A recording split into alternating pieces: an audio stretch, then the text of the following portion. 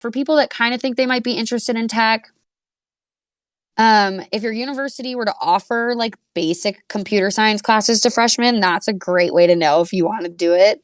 Otherwise, a lot of these companies do free certification courses or like seminars and webinars to learn more about it. I would say the more you can kind of do your own research outside of your university, the more of a broad idea of what that industry or that type of career will look like, because universities are definitely tailored.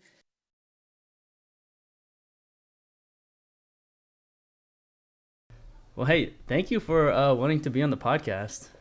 Yeah, I've like always found it interesting, and I would love to start my own, but I just don't know what it would be about. It'd probably just be me and my sister like inviting people to like get drunk and talk about random shit. That'd be cool. Yeah, and I love like, I don't know if you've ever like heard like Not Making a Murder. My Favorite Murder is like one of my favorite ones to listen to, where they like talk about killers and serial killers and I think my girlfriend stuff like listens to that that. one, but I don't know. I think there's a lot of like true crime ones, so I don't know if it's that one Yeah, specifically. But I like that one because they do like mini-sodes every week where they have people that listen to the podcast send in their own stories. And it started with just like murder stories from their family or their hometown. And then it became like, send us your first responder story, like anything that's just kind of like out there. My buddy, I think I might have made it onto one of the mini episodes, but oh, I haven't cool. listened to it in a while. So I have to check it out because I drove home for Christmas from Colorado to Wisconsin last year, and I listened to like 30 hours because it's 16 hours both ways. I listened to like 30 hours straight each way. So 16 each way of My Favorite Murder. And then I typed up like my own email, and I was like, the subject line was like 30 plus hours of My Favorite Murder. Oh, that's cool. So when I said that, one of my buddies from work was like, I think you might have been on it. Oh, you should listen. You should So check to see if you were they on. must not tell you because I didn't get an email. So They yeah, I'll assumed have to you'd listen listen. through You it. know, you had 30 hours. They're like, they thought you can do 30 more. You know. I had 30 hours to listen to because I used to listen to podcasts a lot when I commuted. I used to commute Denver to Boulder, and it was like an hour to an hour and a half each way, depending on the traffic. So I used to listen to podcasts a lot when I was commuting, and since I drive, my office is like 5, maybe 10 minutes from my apartment now. I don't really listen to it. Sometimes I don't listen to anything. I just kind of like sit in silence on my way to work. A little meditation. But I'm driving home this year for Christmas too, so maybe I'll catch it at some point. So yeah, but yeah, I'm excited. I mean, I didn't really know a ton about what your podcast was about, and sometimes I just threw it out there half jokingly, expecting you to be like, no.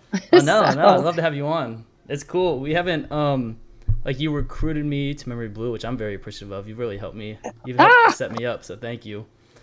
Yeah, of course. And we haven't talked extensively. Also, I just talk about whatever on the podcast, whatever comes up. Yeah. And specifically some things that interest me though, like one of the topics I like to talk about is career development, self-development and stuff. So yeah. And just personal. I like talking to people. Yeah. I like people's stories. So we can basically start it off. Actually, whatever you're comfortable with too, because I've been rolling. I mean, I'm good. I mean, cut out whatever you need to cut. Gotcha. Yeah. No. I don't. And I do apologize if I will try not to swear too much. You can swear if you like. It's open. It's open dialogue. It's hard for me to turn it off sometimes when it's not like job. It's so weird because like in my everyday life, I don't know if you've seen, there's that one meme where it's like me at work with my clients and coworkers and whatnot, and it's Carol Baskin's like, hello, all you cats and kittens. And then it's me with my friends, and it's whatever that guy's name is. I can't remember, Joe something. I keep wanting to say Joe Dirt, and that's not right. And it's him going, what up, motherfuckers? And that's totally me. Like in my personal life, it's all swearing, and then I get on the phone and I don't even have to think about it. With that, work, my grandparents, and then the little girls on my soccer team, every once in a while, like an F-bomb will slip out, and the look on their faces, they're like, oh my gosh. And I'm like, please don't tell your parents. So I will try not to make it too excessive. No, you're all good. But if you swear, you swear. I mean, you can, whatever you're comfortable with. At least it's not like, it was hard occasionally on the Memory Blue podcast when I did a couple of those. Like, It's like, okay, can't be Yeah. can't be dropping F-bombs on Memory Blues professional. Did they cut it out? I don't know if they swear or not. I feel I like mean, Mark I would don't swear, but think, I don't know. I should listen to more of them. I want to get Mark and Chris yeah, on actually. I gotta work my you way up should. a little bit. I'm sure they would. I mean, I They're don't know how fun. you left things. I think I left things good. So, I left pretty fast actually. Like I went from SDR to DM, yeah. but I wanted to go to a closing route. I still kept in contact Yeah. with my director, and I let him know that like growth path wise, I thought another opportunity would be better. Yeah. But I like Kyle? Are you appreciate talking about yeah, Kyle? yeah. Shout out Kyle. I'm very appreciative to the company though. The people there are great.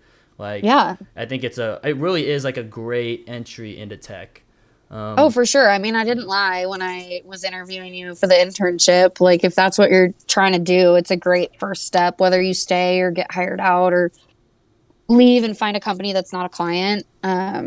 They train really well. They give you a really yeah. good basis of like what to expect with it. So, like, yeah. And I I think mean, they set it's you up with work expectations as well. I think like they expect a lot out of you, but it does set you up so well for when you yeah, go because then SDR when you somewhere go else. other places, like it seems so much easier because it's not as extreme of a grind. People that go through like their first few roles, whether it's internships or first jobs that are like pretty lackadaisical, struggle when they get to the roles that are like more doing your own like grinding and stuff and cold calling because they just haven't experienced it. So like it's really good. I wish they'd had when I graduated college, they only had the Virginia office.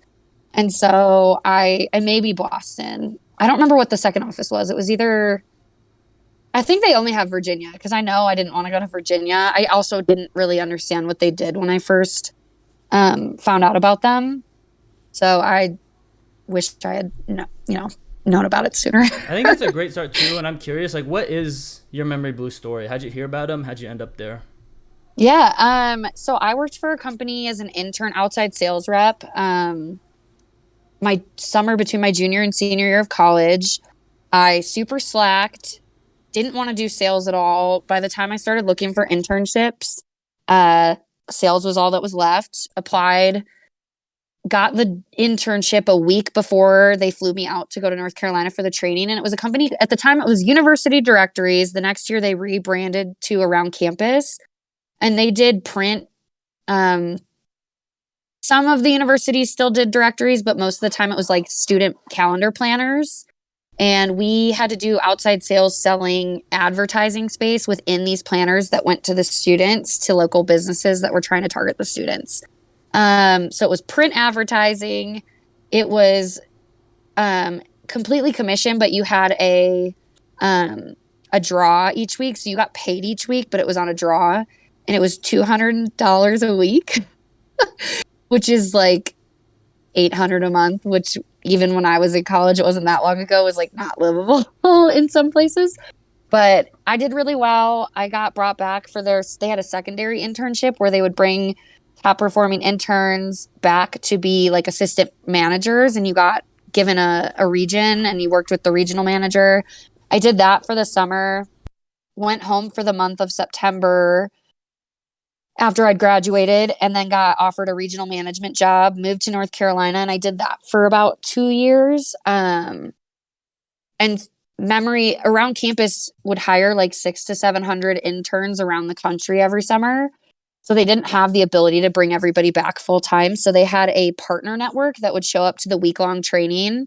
They'd fly everybody out to North Carolina and train us for a week on UNC's campus. It was crazy. It was like 700 college kids staying in a campus dorm together in a strange place for most of them. So their partner network, these partners paid some sort of money. They got to come in during the training and do like a career fair basically.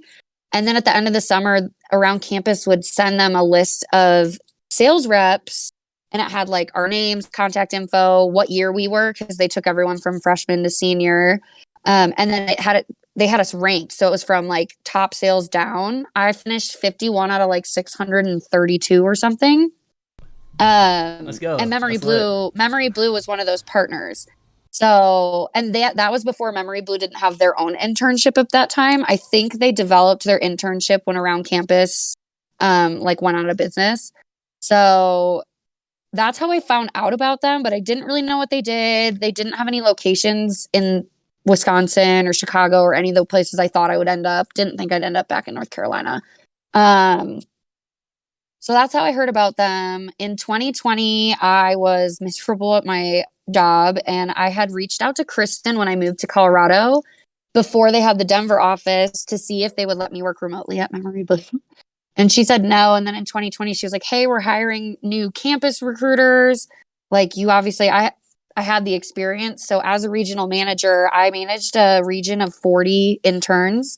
I had to source, I had to go on the road during January and February to career fairs by myself. I had to source, interview, hire, train, and then manage a sales team of 40 people. So I had the campus recruitment training and experience. So Kristen Wisdorf actually was my manager the first year I was at Around Campus. So that's how I met her. So she brought me in, started as a campus recruiter, became the campus, like the manager of the campus team. Because originally it was just like Libby. I don't know if you ever met or spoke with Libby Gladys. She's been at Memory Blue for like 6 years now. When I joined, she was the only campus recruiter, and the hiring goals that they were trying to hit for hiring, people that were still in school for when they graduate was just 200 is a lot for one human to do. Libby's amazing, but that's just like super unreasonable. So they brought in me and another in the summer of 2020. And then, yeah, that's how I got into Memory Blue. I love tech. The job I had before that was kind of similar to what I'm doing now. It was a tech recruiting agency. So kind of what the new team at Memory Blue, the one that does recruiting for like the clients. Direct hire? Yes. The direct hire team is basically the equivalent of what we do, but we're hiring, like, I'm hiring software engineers, DevOps people. So I'm like heavy tech experience versus tech sales. And when I got to that company, I love the tech industry. I wish I'd gone to school for like computer science, to be honest. What'd you go to school for? Marketing and international business. Marquette didn't have a sales degree yet. They do now. They have a sales program. But honestly, I also didn't think I'd ever want to go into sales. So the fact that I have been in like sales and recruitment's basically sales since before I graduated. I'm like going on like 9 years now. It's kind of funny to think about because I was dead set on not doing sales, which is kind of the story that a lot of people have, I think. So what is the technical you're recruiting right now for, like technical roles? Like, give me an overview. Like, what is that? Yeah. What is that so we are third party, kind of like Memory Blue and a lot of other agencies like Tech Systems, Apex Systems, Frank Recruitment Group, things like that. The companies that hire us are either tech companies or they are non-tech companies that have very high level tech roles. So software developers, project management for IT. We have a head of engineering, so like a VP type role right now. DevOps, which is very cloud-based, typically a lot of AWS, Azure, Google Cloud Platform stuff. But it's very like senior level staff or principal, which is basically the highest level you can be without becoming a manager because not everybody wants to manage people. So these are like people that have been like coding for years or working with like the tech side, not the sales side. We do have a couple sales engineer roles where they're doing sales, but they have to understand how the tech actually works and be able to go in and mess with it. So not necessarily the sales side, but basically like if you have the tech industry and then people selling it and then the people like building it, we're doing more the side of the people that are building out the tech that then the tech sales people would sell. Are you hiring them to work at those companies or be contracted for a certain amount of time? Both. We have some roles where we're, it's just a role that the talent team within that company either doesn't have time to recruit for or hasn't been finding good people for. I mean, super niche technology roles can sometimes be hard for people that don't have a ton of tech recruitment experience. So we do have full-time roles, and that's like a set fee based on their what their salary is. And the percentages differ between client to client. But if we have a role 20% fee. The person gets 200K base salary because none of these are going to be commission based roles really. They would pay Gavin Heath $40,000, 20% of 200,000, and then I get like a chunk of that 40. We do have contract roles as well where they can either do what we call corp to corp if they have their own LLC. If they're freelancing and have created their own LLC, they make more money hourly, but we offer W-2 where they would receive benefits through Gavin Heath then and technically be employed by us, but contracting with our clients. That one interests me. Is there a lot of people that create their own LLC? And is it like an individual would usually create their own LLC? Yeah. Yeah, it's That's typically cool. you can go to whatever government entity does that stuff and fill out Secretary some of State. forms. Yeah, and there's like a small fee. It might be $100 per year, and it depends on if you're planning to grow and employ a couple people. But it's basically just so you can separate your income from like work income versus other stuff for tax purposes. Yeah, I have But an if you LLC do that, myself. yeah, if you do that, you're not eligible for like benefits technically, but you get paid more hourly. And contractors doing corp to corp or 1099, some of them are making way more than they would make if they were salaried because you get overtime, you're paid for the hours you're working. You don't have to ask for PTO because you just don't get paid if you're not working. But like some of them are making like $120 an hour, Damn. which is like, I have a calculator. Hold on. So $120 an hour, and let's say you take 2 weeks off, it would be about the equivalent of like $240,000 a year salary, but you get overtime. So that doesn't include any overtime. So if you got overtime, yeah, it's just a lot. So you're It's looking to hire these people. Are yeah, you where you're at? You said it's mostly higher level roles, like it's more senior roles. yeah. When you have a position open, you're looking to hire it. Do you guys have a long list of people waiting, or are you reaching out to people? What does that process look like?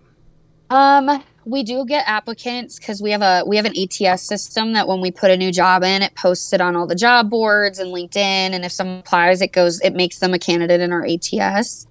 But sometimes the people that apply either don't fit or a lot of our clients aren't able to sponsor visas, and they're people that are on like different visas that aren't like eligible for the roles. I do a lot of LinkedIn stuff. I love LinkedIn. It's easy to, Boolean That's how you search, got me. filter I through. love LinkedIn Yeah, too. LinkedIn's my jam. But we also have something called Dice, which is a job. It's kind of like Indeed, but it's specifically like engineering roles. And you can filter it a little more based on like who's willing to relocate, visas, or work permits. Like I can select which ones are eligible for each role, so it weeds out the people that aren't. So I do a lot of the sourcing, and then I have like a hot list in the ATS of all the candidates that I've personally pre-screened and had like a full conversation on what they want. So the longer I'm here, the more candidates I'll have that I actually like know. And so when we get a new job, I can go through the people I've already spoken to and email them or call them and be like, hey, here's a new opportunity. Let me know if you're no longer on the market, but I thought this would be good for you. Because my pre-screens, I find out like everything I would need to know in order to send over roles that would make sense for them. So it's kind of a mix of sourcing applicants and just having like a pool of candidates that you quote unquote own because you had the full conversation with them about what they're looking for. Say someone is listening to this and they're like in tech or something. They're like, oh, that sounds Yeah. nice. Like I want something. What are the minimum expectations at your company for them? Like how much experience do they need to have and things like that? Yeah. So it's not anything to do with Gavin Heath. It just depends on what the client's expectations are. I mean, we've had everything from junior roles up through like, like VP type roles. So obviously the VP is going to require quite a bit of experience. Um, so that's why I like to have those conversations before pitching a job because I want to know what they've got, what they're looking for.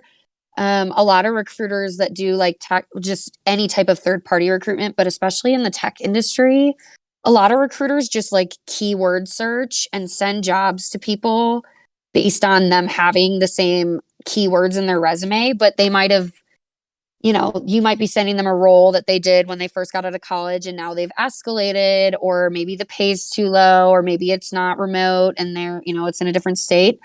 So I try to find out as much as I can ahead of time and then only send jobs that fit within the parameters of what my candidates want. Not most, but a lot of the recruiters that I've seen online that I've worked with, and even talking to candidates, they don't do that. They just bombard people with roles that don't make sense. They try to talk people into taking a lower pay than what they're currently making. And that's why I actually get a ton of responses on LinkedIn, because I'll make the title or the subject line something like 100% remote cloud engineer role, because I want them, and that's what I have. I'm never going to lie about having a role, but literally the body of it is like, in today's job market, I'm sure you get hit up all the time, especially with jobs that don't make sense for you. My goal is to find out what you want and only present quality, jobs that you're going to be interested in. And people are like, that's so refreshing, let's chat. And I don't like BS that, because it's a waste of everyone's time trying to get someone to accept or even apply for a role that's like way below where they're at. So I just try to quality over quantity. It's still a lot. Like, I'm still making 100+ calls a week. I'm pre-screening probably 20+ candidates in full each week. I mean, my calendar is bonkers. People miss calls all the time. I mean, it happens no matter what you're recruiting for, but it's just not numbers driven. I'm not like, okay, I have to make 200 calls. It doesn't matter what the quality is. I got to get this many submittals. Who cares if they fit? Mm-hmm. I would rather submit less candidates, but have them be good fits, go to interview and get offers, than submit, 30 candidates in a week and none of them get interviews and I don't place any of them. So it's a happy medium for me, at least, between quality and like making sure that I'm doing enough to actually get enough quality candidates to be good at my job. Definitely. Yeah, the quality, it's a value of your time, their time, the company's time. You're obviously been screening a lot of candidates. Yeah. When it comes to what makes a good candidate besides like the technical skill, what's the difference in your experience from a good and bad candidate? See, a lot of it just depends on the role. Some roles, they don't have to talk to anybody, and their communication skills could be like a 1 out of 10 because all they're doing is coding. But with some, it is going to be like, how are they going to mesh with the team? Cultural fit is still important on the engineering and development side. It's way more important, obviously, with sales and being a good communicator, because your job is to talk to other people. But cultural fit's big. And and not over exaggerating your skill set or abilities. We see a lot of times candidates that kind of over sell themselves on their resumes and then can't answer basic questions about the tech they're supposed to be experts in. Do you see that independent of tech, or do you see that when you were doing sales recruiting as well? Is there a difference? I think there is slightly. It's harder to oversell yourself as a salesperson, because it's very apparent whether or not you're good. Yeah. Versus I could read a resume and be like, this person's going to be great. They're an expert. Some of them even put expert on their resume. And then they get into their interview and they can't answer the most basic technical questions, or they fail the coding test that's super basic for the thing they're supposed to be an expert in. And it's also hard because some clients are very picky about job titles and others aren't, which is hard in the tech world. Job titles? Or just current. And just the job title. So every tech job, there could be one set of responsibilities and there will be 3 to 5 titles that all do the same thing and mean the same job. It's just a different title. So it's hard because some clients are like, we want a DevOps engineer or a site reliability engineer, which is very, very, very similar to a DevOps engineer. slight differences here and there, but Yeah.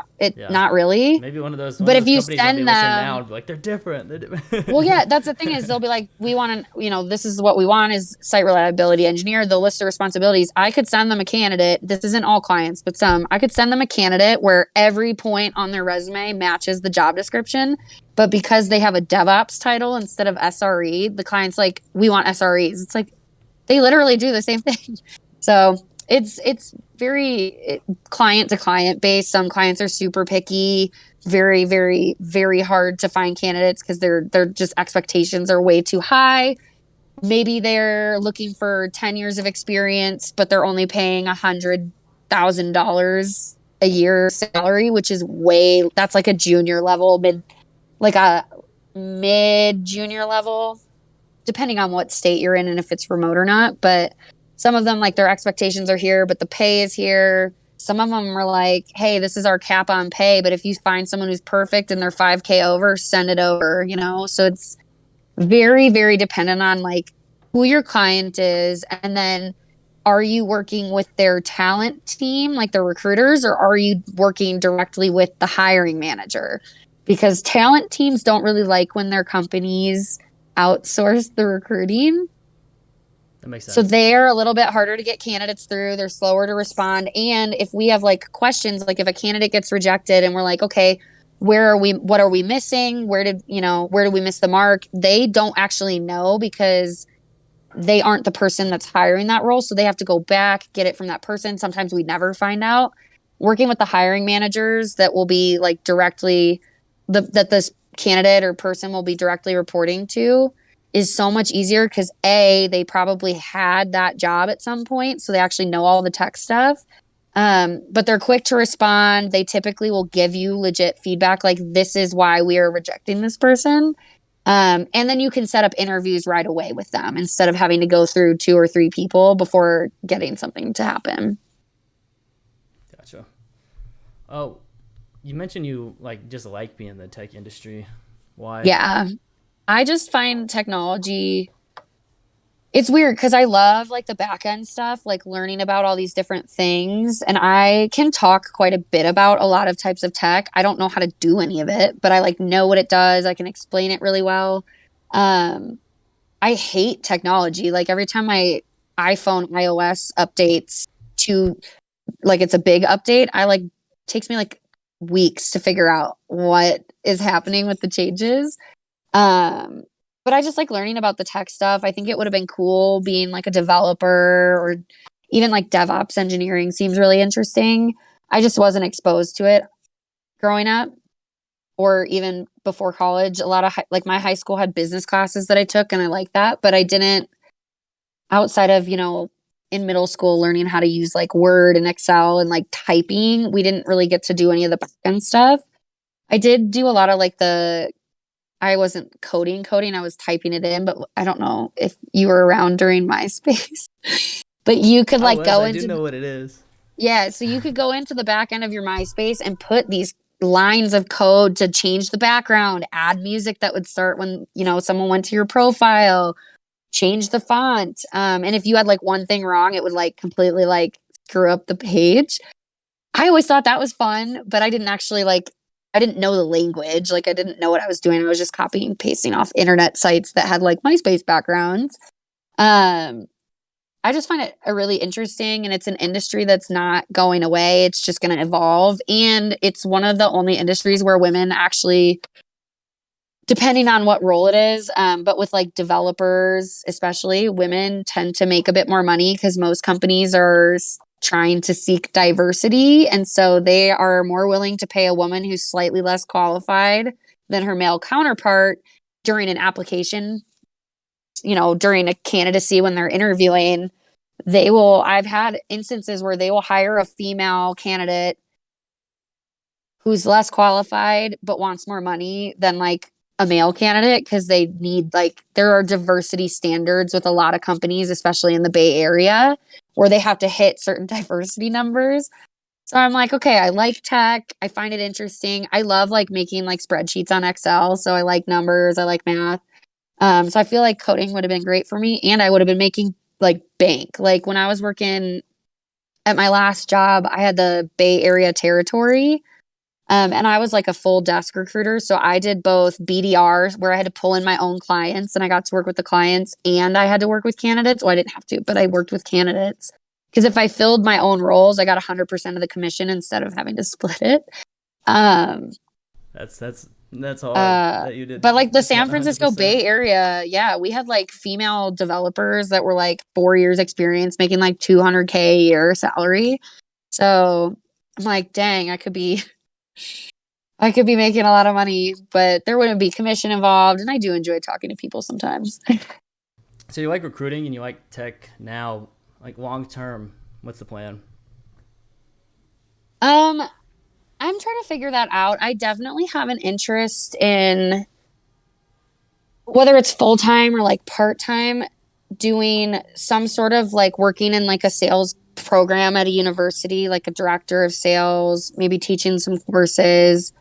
I also think it'd be really great to, move up, whether it's here with Gavin Heath where I'm at now, or eventually going and working within an actual tech company and moving up into whether it's, you know, the director of people. There's so many titles: director of people, head of talent, running like a talent team for a tech company or a section of talent team, depending on the size. Startups only have one talent team. AWS has like 6 different teams that handle a bunch of different roles.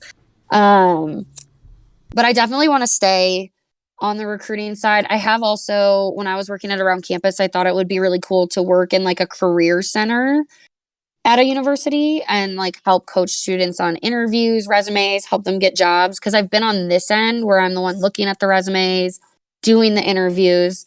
So like I think that would be an easy transition to switching where instead of hiring people, I'm coaching people on how to get hired in a way where they're actually transparent and they're not, lying on their resume or in their interviews. I don't want that, but I think it'd be cool to help people on the flip side of hiring them get a job, help students or whoever, career coach, whether it's at a university or somewhere else. So I've got a few different ideas. I have been looking into master's programs because a lot of universities require you to have at least a master's degree to work at their university. So I've been looking into that. I don't have a lot of time right now or money, or enough money to pay for school. And I think the idea of student loans is too daunting still for me to want to pull the trigger on that. But eventually I'll get a master's either in education, MBA, maybe a master's of human resources. Depends on what I decide I want to do. I'm living proof that you can make it to your 30s and still not really have a 100% clear idea of what you want to do with the rest of your life or career. So it changes, month to month, year to year, depending on my experiences. And the more I learn and the more I do, the more I kind of tweak where I think I want to end up. But it's ever changing. I'm going to stay here for a while. I like it. It's revamping my tech recruiting skills because I took a couple years where I wasn't doing tech, technical role type recruitment. So this is kind of I'm revamping the skills I have, but I'm also learning a lot about technologies that I hadn't recruited for before. My last role in tech recruitment, I specialized in AWS and DevOps. So I know a lot about AWS and DevOps. I actually took the AWS Cloud Practitioner certification course because the AWS certification courses, the exams, you have to pay like $100 to $200 depending on what level it is. But the courses are free if you have Amazon Prime. So I took one of the courses so I could know more about the technology I was recruiting for. But here it's kind of just tech. I mean, we have Salesforce roles and there are languages that are like super outdated that I didn't recruit for before that I have to learn about. So it's definitely giving me a much broader knowledge of like technical tools and technologies and skill sets. What is the advice section now? A few different frames I want you to think Yeah. about this, and then like different people you'd give advice to. But for based on your experience as a technical recruiter, the first person that I want you to give advice to is just someone that wants to get into tech, and you could take that through whatever Yeah. experience you have. But like someone wants to get into tech, what's the easiest way to get into it? so our clarification question, is this like they went to school for tech, they're probably super green or junior? How do they kind of break into it? Yeah, or maybe even I'd take a frame of imagine it's a freshman in college that doesn't know Okay. what they want to do yet, Yeah, I mean, but they think about tech. it's still hard because universities, like freshman year, you take a lot of courses that aren't relevant to your major if you have one. Like, I didn't need to take statistics again. I took statistics in high school. I really didn't need to take any science courses. I wasn't going into science.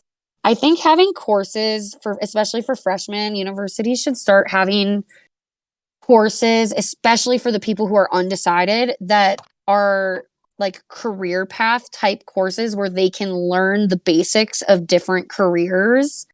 And whether it's separate classes where it's like, I might be interested in computers, or if it's like one class and like each month you learn about a different, the basics of a different career path, something that can help people actually know. Because if you're not exposed to it, whether it's you just didn't have the exposure growing up, or maybe you're a first gen college student. And so, like, you're like navigating the waters completely new on your own, or even just like underprivileged people that get to college, they didn't have some of the resources that others had in high school to figure out what they want. So, I would say colleges need to do that. But for people that kind of think they might be interested in tech, if your university were to offer like basic computer science classes to freshmen, that's a great way to know if you want to do it.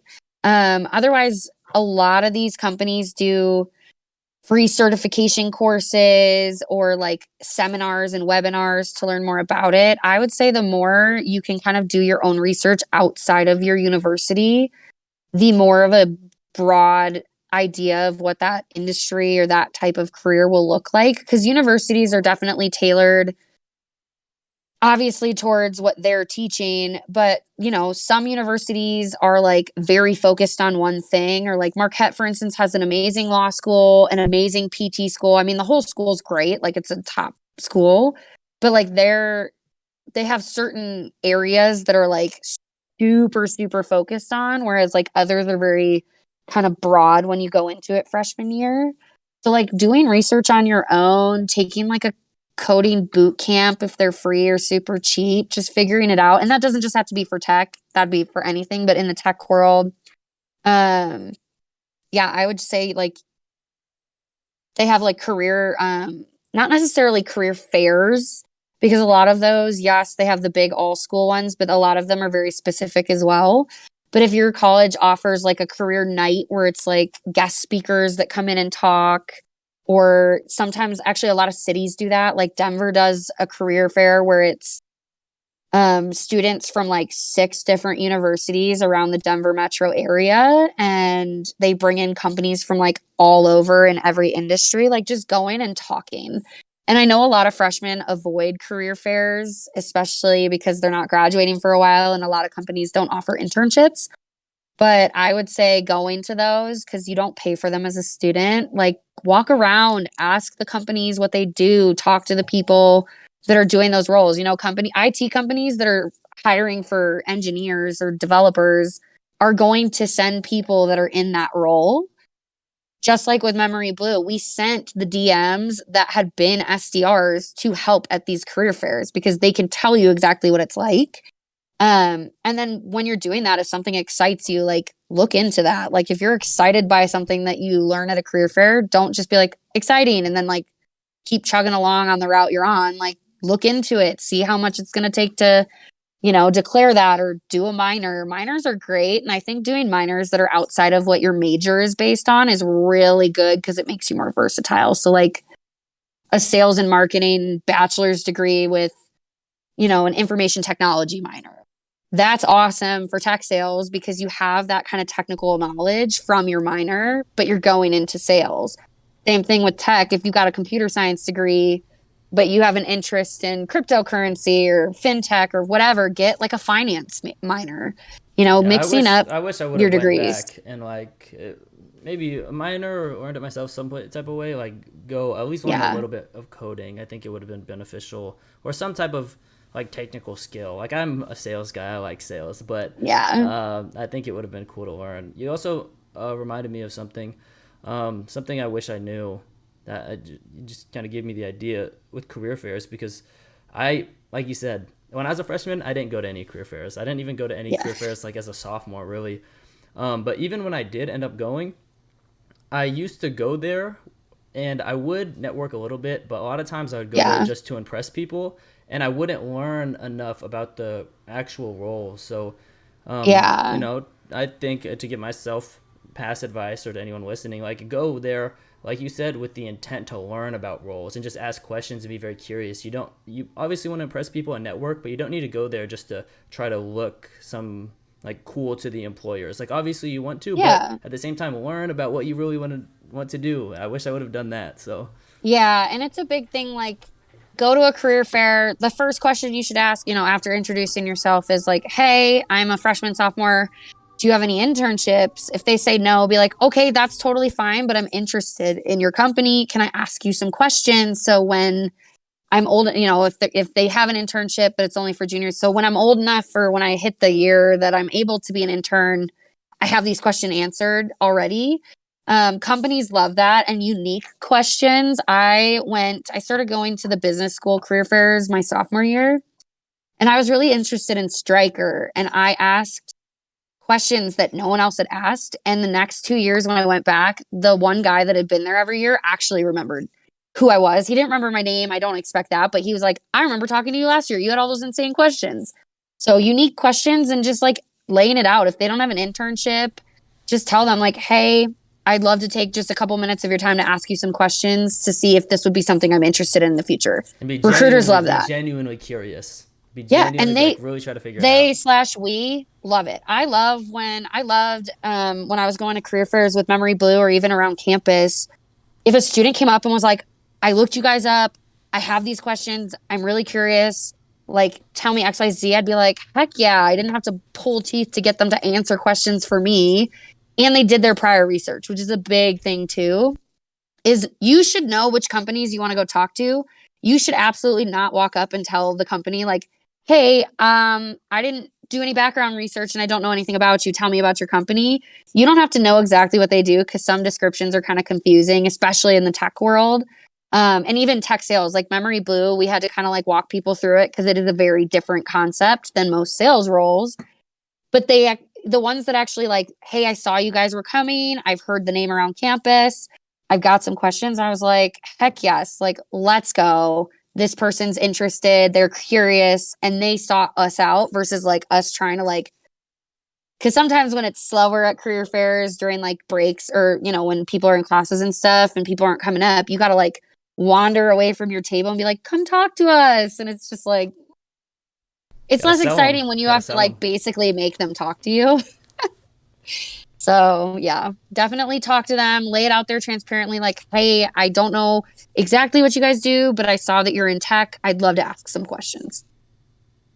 Nice. Yeah. What would you, if you could give yourself advice when you're a child?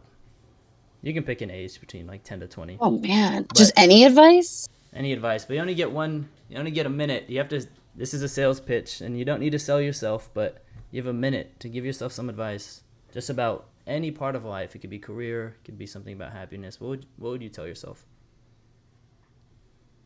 Probably not to listen to some of the people that were supposed to be like, not influencers. I'll give an example. My guidance counselor in high school didn't like me. Most of my high school teachers didn't like me because I didn't, in middle school, they didn't like me even more. I was never a kid that would just be like, this is what my teacher said, end all be all, it's my teacher. I would, not rudely, but I would question, some of the stuff they would say. I would push back because I wanted to know why they were, saying what they were saying. But my guidance counselor straight up told me that I shouldn't apply to Marquette because I would never get in because I'm not smart enough. I ended up with a full ride, so he can suck it. But and a Suck lot of it, the times, counselor. yeah, and Come I was on. never like, I'm not I wouldn't say I'm not book smart. I'm smart in a logical, I like math, but I don't like reading. I don't learn very well just from reading a textbook. Reading makes me fall asleep.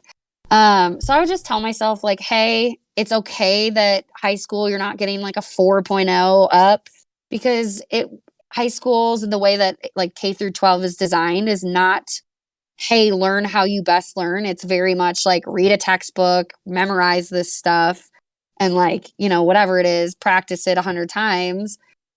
Doing the math helped, but like I would say ignore the people that are telling you you're not smart enough to do XYZ, because maybe I didn't look into computer stuff because I was like, well, I'm not smart enough. So I would just say like don't sometimes the people that are like your not authority figures, or the people that are teaching you, your elders, whoever it is, they don't always see you for who you are. They don't see your potential, because teachers don't know who you are when you're not at school either. So they kind of base what they think about you off of like you in their class 1 hour every other day each week for a year. And so just like, yes, you need to listen to them, and they will give you feedback that's you should take and run with, but don't always let the ones that discourage you or tell you you're not good enough impact what you try to do with your life. I love it. Yeah. That was probably more than a minute. No, that's good. I love it anyway. I think the content of that is great. It's a great message for younger yourself, younger version of you, but also to anybody. I agree. Yeah. So a lot of adults, even parents, not my parents are like the bomb. They came to Vegas for my birthday with me and my friends. Like, I love my parents. But sometimes it's people's parents, teachers, coaches. Sometimes adults hinder kids or youth's ability to grow and become, live up to their full potential, because they're constantly basically breaking them down or putting like a ceiling on what that person thinks they can do, because they're constantly giving them feedback that's going to make them think that they're not good enough, and that internalizes after a certain point.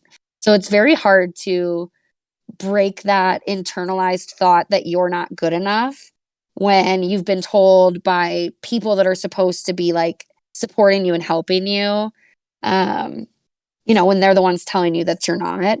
And that's why I do think, I saw this thing online the other day, and it was like, everybody's trying to be a good descendant, when in reality, we should all strive to be good ancestors. So instead of trying to impress the people that came before you, that's a bar. you should be a role model and helping your ancestors, whether it's children, grandchildren, whoever. You should be a role model for them and help them be better than you were, not trying to impress the people who sometimes have outdated mindsets. I love my grandparents. My grandmas are two totally different people. My grandfather passed a couple years ago, and he was a bit different from them. But, I'm not going to be able to be perfect for them, because they have ideals that are slightly different than what's okay now. So it's like my grandfather one Thanksgiving. It was the Thanksgiving before he passed. I woke him up. We were picking him up for Thanksgiving, and he opens his eyes and he goes, "How old are you again?" And I was 26 at the time. I was like, "Oh, I'm 26." And he goes, "Past your prime," which was half a joke, but also half not a joke. He thought it was weird that I was 26 and I wasn't married with children yet. It's very different. And back when I was a teenager, I expected to be married with kids by 26 as a teenager. And I have to get over, the last couple of years, I've had to like get over feeling like I'm somehow disappointing my family by not settling down yet. And that's not what I want. Like, I should be setting a good example for my niece. She's 1.5. She's awesome. I should show her that it's okay not to have a partner, whether it's a boy, a girl, whoever. It's okay to be on your own. It's okay to focus on your career. Especially it's okay to focus on yourself. Yeah. No. Yeah. And even if you want kids, whether or not, like, if you want kids, you don't have to have them in your 20s. I know plenty of people that waited and they got to live out, their crazy party years in their 20s. And now they're, they have their kids, they're settled down, they're financially stable. But I've also met people who had their kids earlier, and now their kids are in college or out of the house and they're whooping it up as adults. So there's no right way to do it. But trying to fit what your life is into what someone else expects it ends up with you end up with depression or anxiety, and you're constantly beating yourself up over stuff that you really shouldn't. So it's definitely, it's taken me, I'm 30 and I'm still struggling with reminding myself that it's my life and I can't feel like I'm disappointing someone else if I'm happy with it. So it's always going to be a work in progress, but I definitely, that one thing, that saying I saw online, like hit in a way that I was like, oh my God, that's the perfect way to put it, is be a better ancestor. You don't have to strive to be the best descendant, because realistically with some generations, you're just never going to make them happy, because it's just, people that were born in the 30s and 40s are going to be completely different mindset. Some of them are like, they evolve. I've met plenty of people like grandparents that are like, they're evolving as they learn, but it's different than being born in today's society where like it's okay to be different. So like kids now are being born, and not all of them, but a lot of them are told that it's okay to be different. It's okay to be gay. It's okay to be a different race. It's okay to be this. It's okay not to want to go to college if you want to just take a coding boot camp and start your career, whatever it is. It's different than back when like women were born and they were told they should be a stay-at-home mom. You don't need a career. Then no. So it's very interesting to try as like a millennial. I remember what it was like not having cell phones or computers in the house. I remember dial-up. Now, I live in today's life. It's very interesting, like looking at drastic differences in generations and trying not to be too hard on yourself when, a generation different from you, whatever it is, has a different view. It's just about being like respectful when you talk about it with them. Like, I'm never going to be like, Grandma, you're straight up racist, like get out of here. I will politely decline to talk about it or whatever. But and my grandma's not. It's just an example. Yeah. Some people have racist grandparents. Shout out grandma. She's good. Yeah. It's an example. Yeah. Mine's not. But it happens. So it's just, I don't even know where we started with this. I'm like on a tangent. No, I like it. I think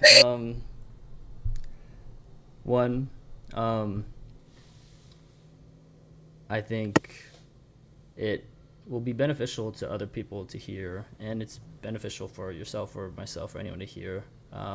Just that life is now for you, myself, and everyone in life is now difficult. Like no one's not going through some difficulties, and it will continue to be difficult. That's just part of the process.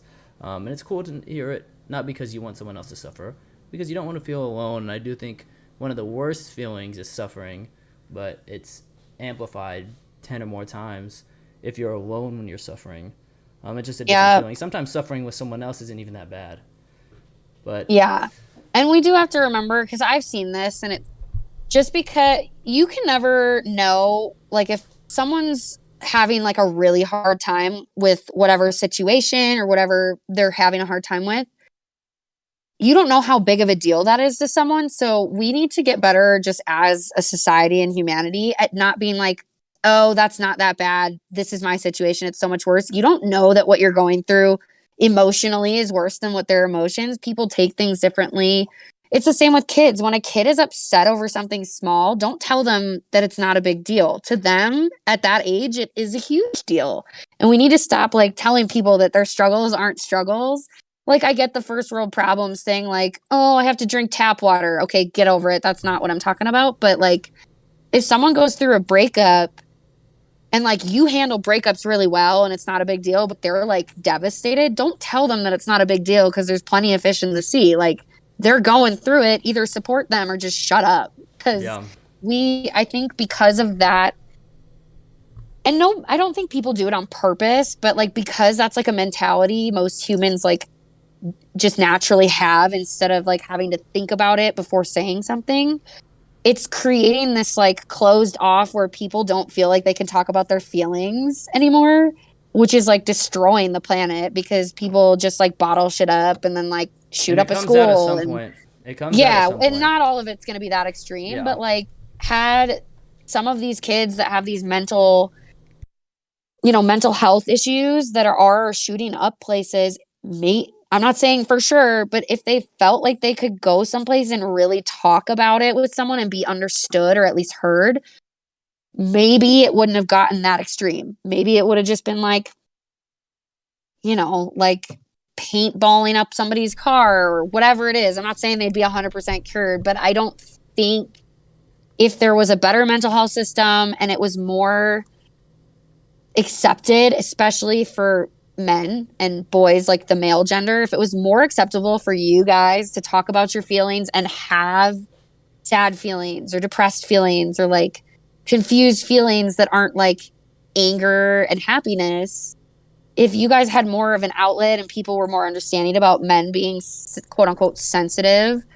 I don't think there would be such extreme reactions when people get into bad mental health places. You know, if they felt like they had an outlet or someplace to go, maybe they wouldn't feel the need to, you know, kill their parents or rob a bank or whatever, you know, whatever it is. And again, those are extreme examples, but even like drug use Yeah, too, in high schoolers, especially, like no high schooler should be ODing. I And there's agree. something And it's an way more outlet. underlying It's than, something that's mental health. It's not just the example.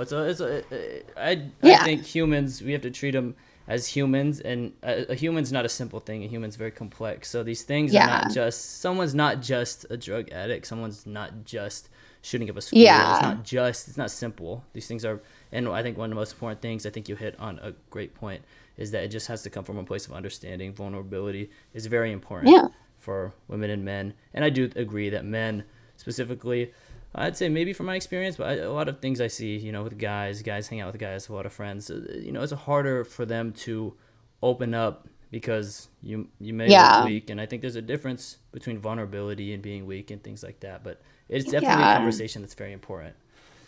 Yeah, and it's all about, and you have to like ask your people. Like when my friends come to me with stuff, or like sometimes my boyfriend will do this when I'm upset and I tell him something. He'll ask me if I want him to help with a solution or if he's just supposed to listen and be at comfort and let me vent.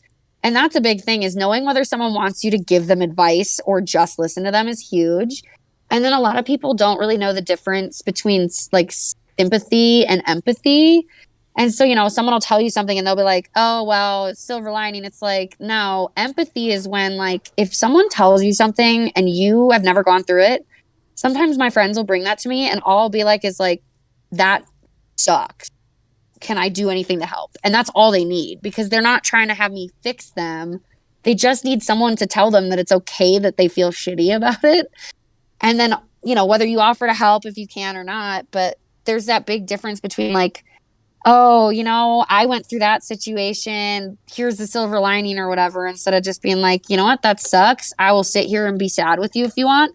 I'll take you and we can go get drunk if you want, you know, whatever it is. Like you, you got to ask. You shouldn't just automatically assume someone's bringing a problem to you because they want advice, because that ends up too, sometimes that makes them feel worse, or it keeps them from coming back with their problems to you because they don't want fixing. They can figure it out. They just need someone to listen. And I think, I don't know about other cultures, but in the US, a lot of people just, they're not actually like listening, actively listening. They hear a snippet and then they're already thinking about how they're going to respond. And so they're not taking it in. They're not taking a moment. And most people don't think before they open their mouth. I used to not. I'm not perfect, but I've gotten a lot better. But it's just all about like listening and being a comfort first before immediately trying to solve someone else's problem, because you don't know all of the ins and outs. Most people, when they go through something, they're not telling you every single detail. And that's okay, because they don't need to. It's their situation. But unless you are like in it with them, like it's a situation you're both going through together, you can't know how to fix it unless they specifically lay it out. Like, what would you do? So and that's, being a recruiter has actually gotten really good. When I was doing, especially with like the sales candidates at Memory Blue, I would never tell them one thing or another, like, oh, you should accept or whatever. I would ask questions until they would talk themselves into an answer that we were both happy with. So like, I've never told a girlfriend to break up with someone. Well, in my adult life, I'm not going to be like, break up with him, he sucks. I'm going to ask like, well, how do you feel when you're with him? Bad. Okay, well, do you want to feel bad all the time when you're with him? No. Well, what do you think you should do about it? Well, I probably should talk to him. And if it doesn't get better, then like maybe things should end. Like, I'm not going to tell her to break up with someone or him to break up with her.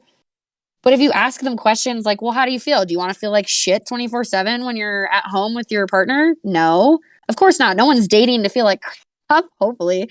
Like it's just all about like helping people figure out what they need to figure out, but not telling them what they should do because everybody's life's different.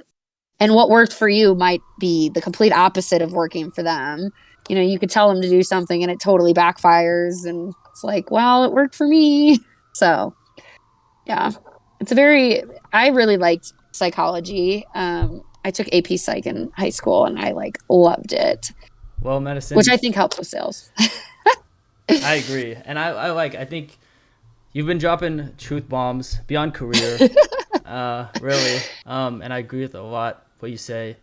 I have one final question for you, and I'll make it hard by making it simple. Oh gosh. Very simply, you can only answer in one word. Oh, and then we'll get that's why it's hard. So I really appreciate you being on, and good to catch up. What is something that makes you appreciate being alive? And it's one word? Yes. I'm going to end up crying. Oh my gosh, Terran. It's not a hard question, even with the one word. It's my family. That's awesome. My family's the only reason I am still alive, to be honest. So, yeah. I'm glad you have your family. Madisson, I appreciate you being on. Seriously, thank you. Yeah, thank you for having me. Yeah, it was a lot of fun.